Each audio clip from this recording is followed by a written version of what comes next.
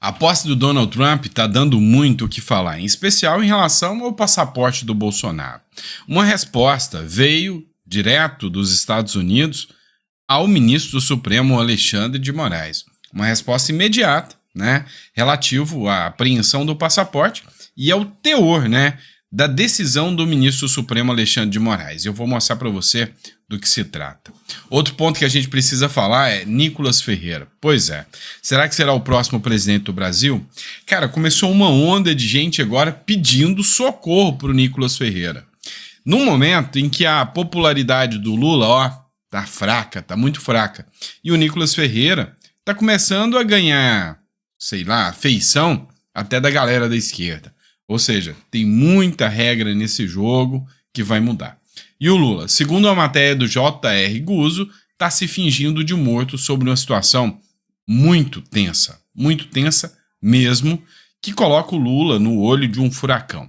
E a gente vai falar sobre tudo isso aqui nesse nosso último editorial do dia. Então, eu acho que eu gravando um vídeo para você aqui no sábado, eu mereço pelo menos a sua inscrição ou um like. Tá? Então, se você puder dar uma força pra gente, eu te agradeço. O livro dos Segredos Milionários dos Leilões também está disponível para você fazer download, e entender um pouco mais sobre leilões de imóveis, tá bom?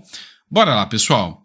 É o seguinte, deu muita repercussão esse caso do ministro Alexandre de Moraes. Era notório, que seria o assunto mais falado em todos os jornais, em todas as redes sociais, a questão da posse do Donald Trump e a não ida, do Bolsonaro aos Estados Unidos. Mas uma resposta veio dos Estados Unidos, direto dos Estados Unidos, direcionada ao ministro Alexandre de Moraes. Na publicação foi escrito resposta Moraes, answer to Moraes, ou seja, resposta para o Moraes. O que aconteceu? Na decisão que proibiu o passaporte do Bolsonaro, o ministro do Supremo Tribunal Federal, Alexandre de Moraes, citou o filho do Bolsonaro, o Eduardo Bolsonaro, dizendo que o Bolsonaro, Eduardo Bolsonaro, teria ajudado fugitivos, que deveriam cumprir pena no Brasil, articulando sobre um possível asilo na Argentina. E isso soou como uma ameaça ao filho do Bolsonaro, ou seja, ajudar fugitivos seria crime. Se não fosse o caso, do pedido de asilo está previsto na Constituição. Manifestar-se a favor do asilo político é simples e meramente liberdade de expressão. Então, o Eduardo Bolsonaro sente que pode até sofrer uma retaliação por essa ação. Então, foi ele mesmo que deu uma resposta gravada, onde ele publicou nas suas próprias redes sociais, direto dos Estados Unidos. Você vê que ele está aqui nas ruas dos Estados Unidos. Ele publicou com a legenda em inglês logo abaixo, para que muitas pessoas vejam a resposta ao ministro Supremo Alexandre de Moraes. Escuta só a resposta dele. Já imaginou você receber convite para estar na posse do próximo presidente americano, você ser ameaçado por um ministro da Suprema Corte do seu país? Vamos dar uma olhada aqui na decisão do Alexandre de Moraes, que foi inclusive publicada no G1. Abre aspas para Alexandre de Moraes, ministro da Suprema Corte Brasileira. O apoio à ilícita evasão do território de réus condenados definitivamente pelo plenário do STF em casos conexos à presente investigação e a defesa da permanência clandestina no exterior, em especial na Argentina, para evitar a aplicação da lei e das decisões judiciais transitadas em julgado, estão constantemente sendo corroboradas pelo deputado Eduardo Bolsonaro, que, segundo a própria defesa, teria intermediado os convites para a viagem requerida pelo indiciado Jair Messias Bolsonaro para os Estados Unidos. Fecha aspas para Alexandre de Moraes. Aquele mesmo que deteve Jason Miller por horas no aeroporto de Brasília, depois dele dar um discurso no CITEC Brasil.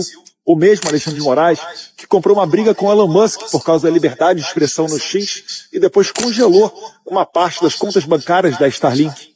Esse mesmo Alexandre de Moraes, que agora impede que Trump se encontre com Jair Bolsonaro numa clara interferência política. Não existem motivos para se evitar a viagem de Jair Messias Bolsonaro. Ele estava nos Estados Unidos e retornou ao Brasil quando essa investigação aqui já estava em curso. Ele foi para a Argentina, para a posse do presidente Milei, e retornou ao Brasil.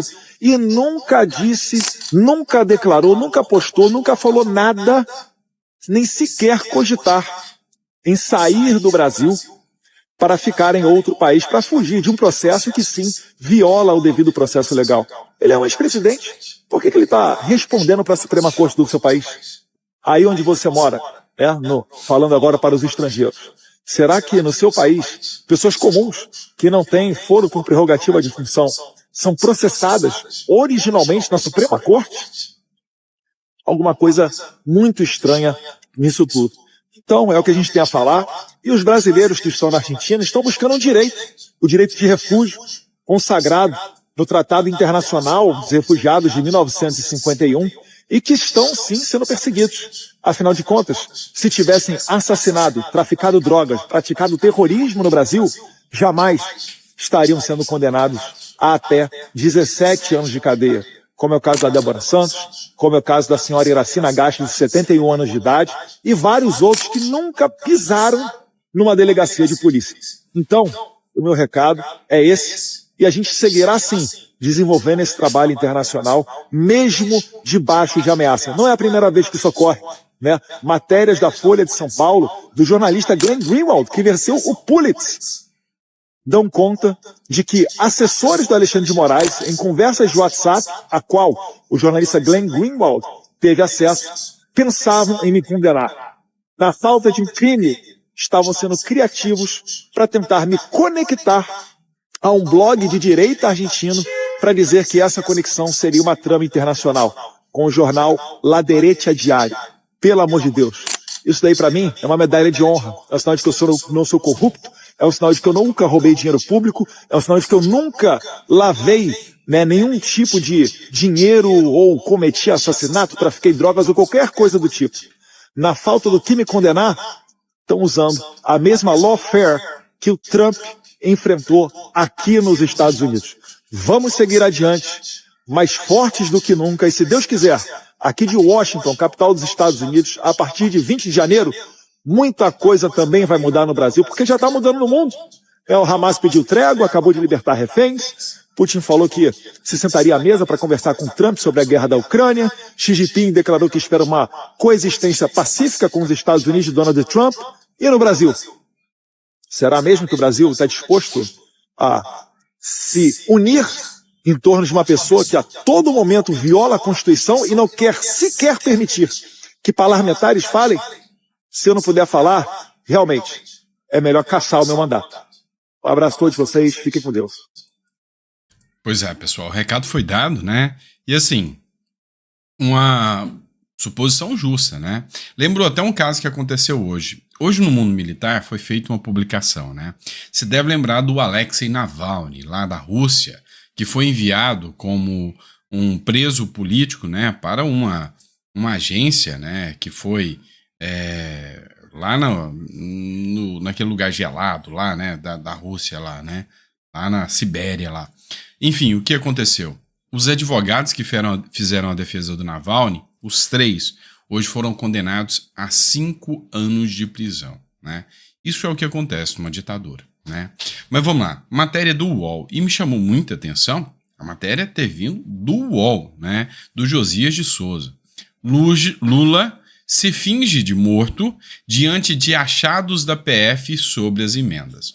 O inquérito que investiga a liberação das emendas parlamentares no DENOX, né, que é o Departamento da Polícia Federal, ele, nessa semana, indicou que vários parlamentares estão totalmente ilegais, ou seja, superfaturando, recebendo propina, recebendo percentual, mesada das indicações, tudo isso para ganhar capital político, né? E de certa forma o Lula não falou nada. O Lula, que tem até destinado muitas e muitas emendas parlamentares, ficou em silêncio, se fingiu de morto. E aqui, né, o Josias de Souza acaba fazendo, né, uma crítica ao Lula. No epicentro do escândalo localiza-se no DINOX da Bahia.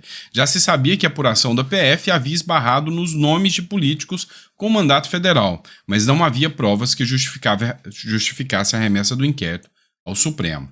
Sabe-se agora que os indícios apareceram. O fato deveria ser celebrado. É sempre desagradável dar de cara com a podridão. causa revolta, mas o desmascaramento de algo ilícito oferece oportunidade de correção de rumos. Mas o Lula, nesse caso, dá até uma impressão, né, de que ele fica incomodado quando, né, a corrupção é descoberta.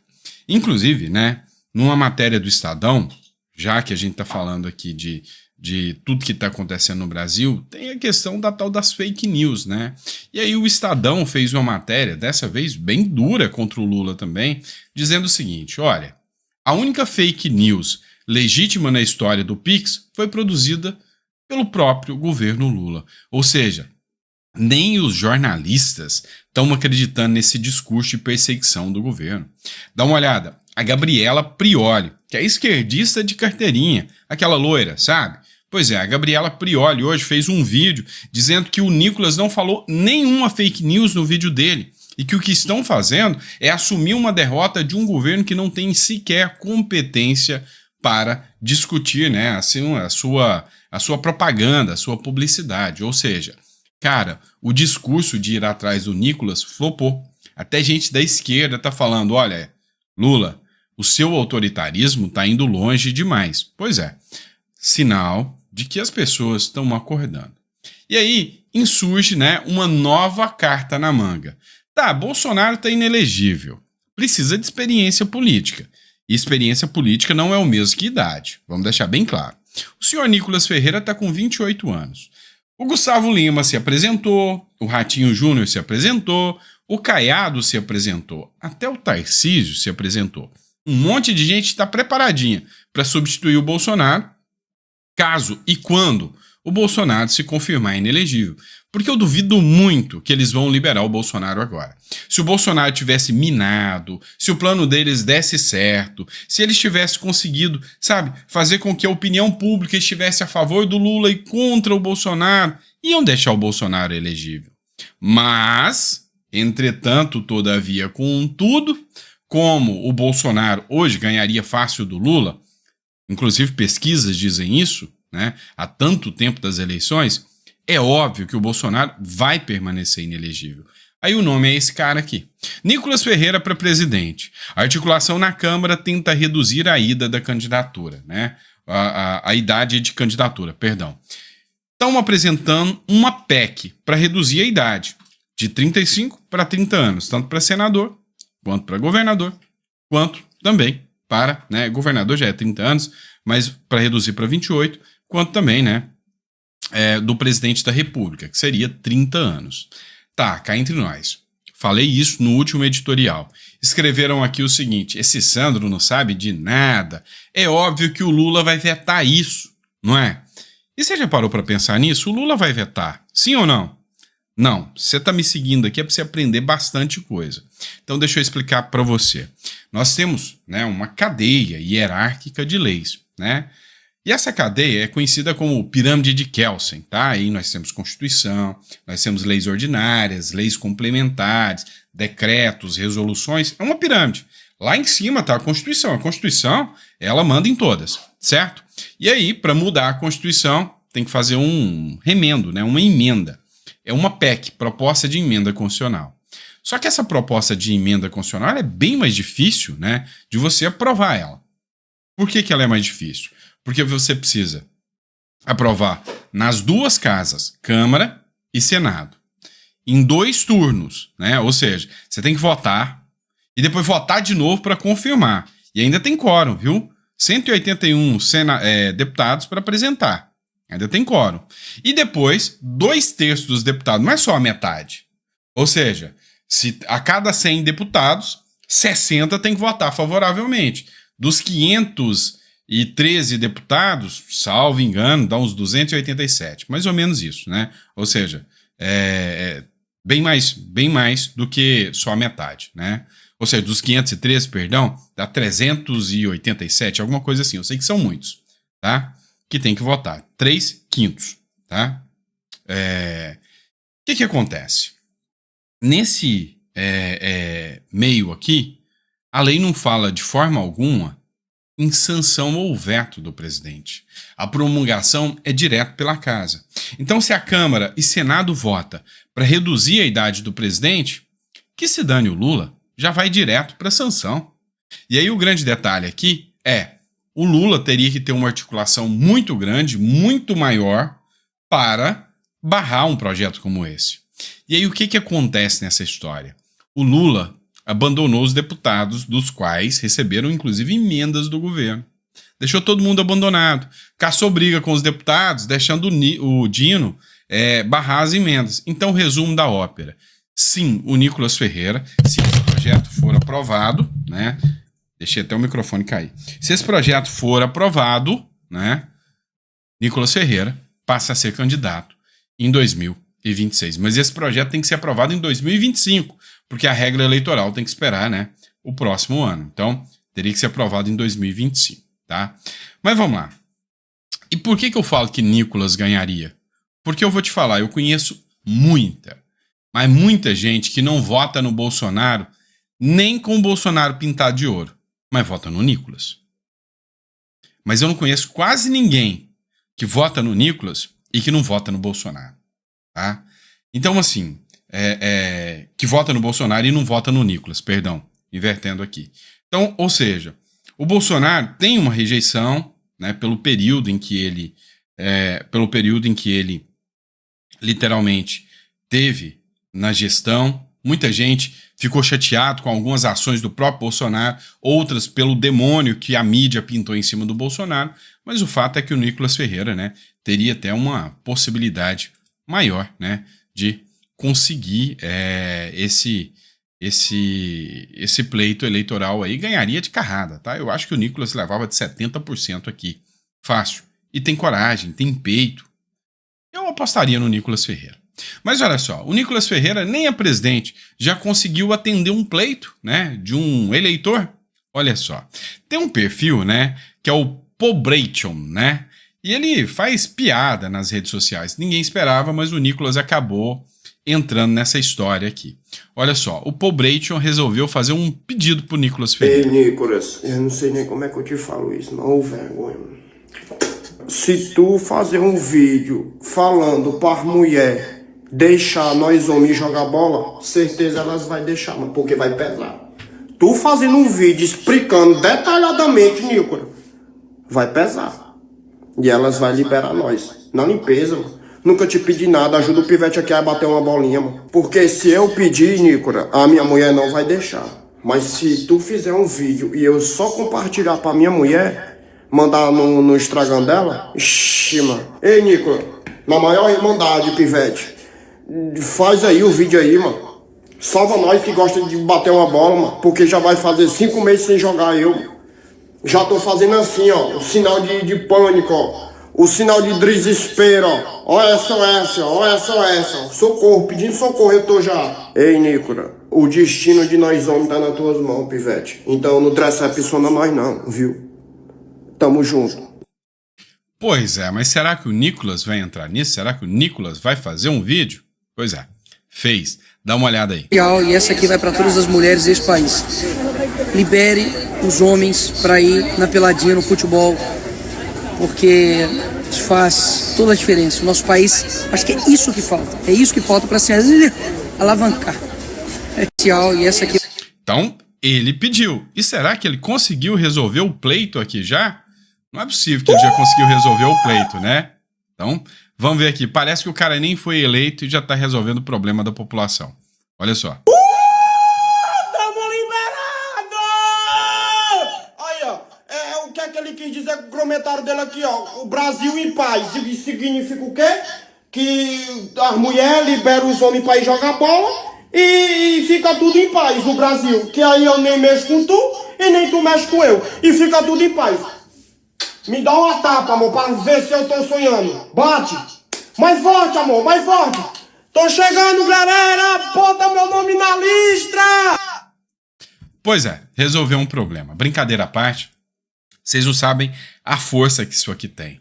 O Nicolas entendeu que, às vezes, tem que quebrar o ciclo para furar a bolha, né? E não adianta ficar só falando das coisas sérias, ele tem que entrar nisso também.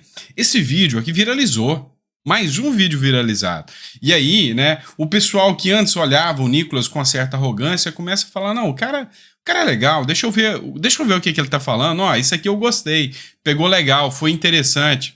Pois é nesse sentido que eu tô explicando para vocês. A direita tem muito mais articulação do que a esquerda. Só que a direita tá perdendo o foco, tá falando demais em pauta de costume, tá falando demais em pauta só política. Tem que focar na pauta econômica, tem que focar na pauta que realmente atinge o problema da sociedade. E de vez em quando, né, tem que entrar na dança também para alcançar mais gente. E o Nicolas Ferreira acertou. Acertou por quê? Porque realmente a questão da economia brasileira tá arrebentada. Olha essa matéria da Infomoney.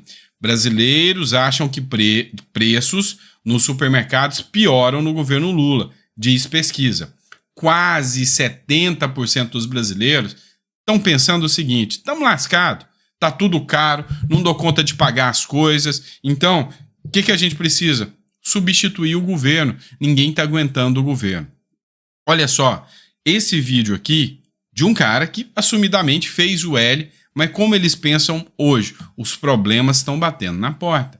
E hoje está fácil dialogar com eles. Isso aqui é minha habilitação, sabe? Ó.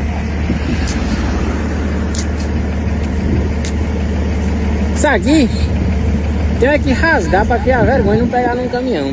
Porque no Brasil você tem que ser bandido, porque trabalhador não tem vez. Trabalhador não tem vez de bosta nada não. Uma situação dessa daqui, você... Cadê meu povo? Galerinha, fui parado aqui em Pitos hoje, né?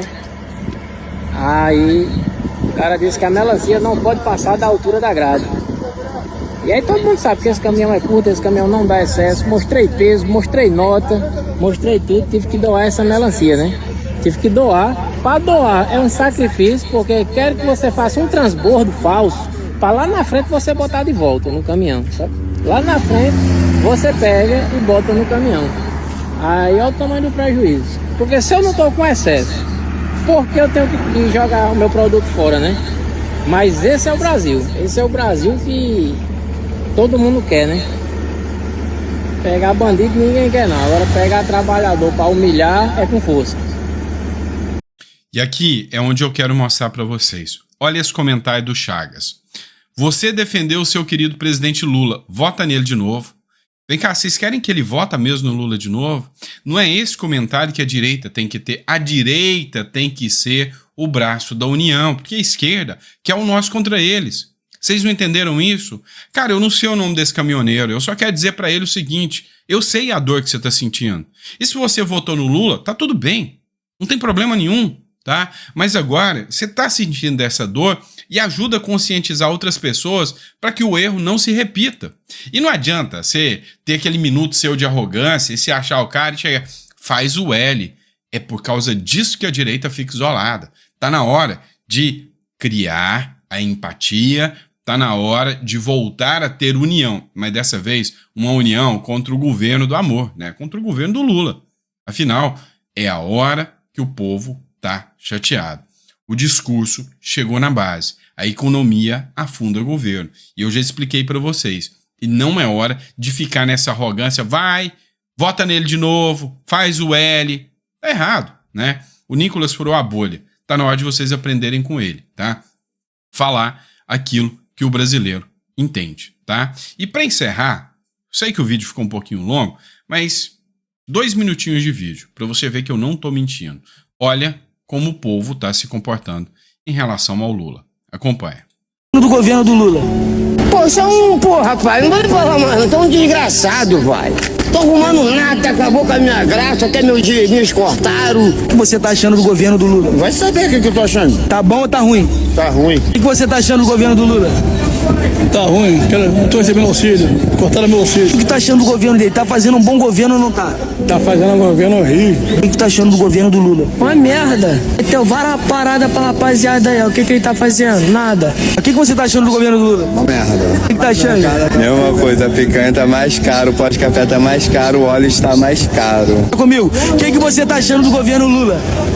Ótimo, não tá fazendo merda nenhuma. Eu acho que ele não tá fazendo, tá ótimo. Não tem outro jeito, cara. O que você tá achando do governo do Lula? Ah, essa merda, esse Lula, essa praga ruim. O que você tá achando do governo do Lula? Meu irmão, não tô achando nada, não tô ganhando nada. Tá bom ou tá ruim? É a mesma coisa. O que você tá achando do governo do Lula? Pra mim, dá no mesmo qualquer governo, tudo mesmo. O que você tá achando do governo do Lula? E ó, Nicolas pra presidente. O que você tá achando do governo do Lula? Pô, rapaz, não vou nem falar mais, não. Tô um desgraçado, vai. Tô arrumando nada, acabou com a minha graça, até meus dinheirinhos cortaram. Porra, o Lula dá pro povo, cara. O que o senhor tá fazendo aqui no Ceasa? Catando chipa pra me comer. Papo reto, pra arrumar um trocado. Mas não disseram que o Lula ia governar pros pobres? Governa nem pra banho dele, vai governar pra mim. O que a senhora está achando do governo Lula? Muito bom não. Tá ruim? Muito desemprego, tô desempregada. E a senhora votou no Lula? Votei, pior que eu votei. O que a senhora acha? O que a senhora acha do governo Lula? O que a senhora tá achando do governo Lula? Um governo péssimo. A senhora tá fazendo o que aqui no Ceasa? Eu tô pegando algumas coisinhas pra mim, porque as coisas tá difíceis, eu sou sozinha. E o Ceasa é mesmo que ser uma mãe pra mim. E a senhora acha que o Lula tá governando pros pobres? Eu acho que não. Eu acho não, eu tenho certeza. A senhora é a favor ou contra o governo Lula? Eu sou contra. Fora Lula! Cara, o que tá achando do governo Lula? Pô, esse cara puta viagem tá fazendo várias merda aí, mano. Que eu tô sabendo, mano. E tu votou nele, mano? Votei nada, nem voto ninguém, chefe. Bagulho deixa eu lá em branco mesmo. Ele falou que ia governar pros pobres, pô. A gente não tá vendo nada, cadê que a gente tá comendo picanha? Pô, nem carne, ninguém tá comendo carne. A gente não trabalha não, o carne é pesado. Então tu é a favor ou contra do governo Lula? Só contra.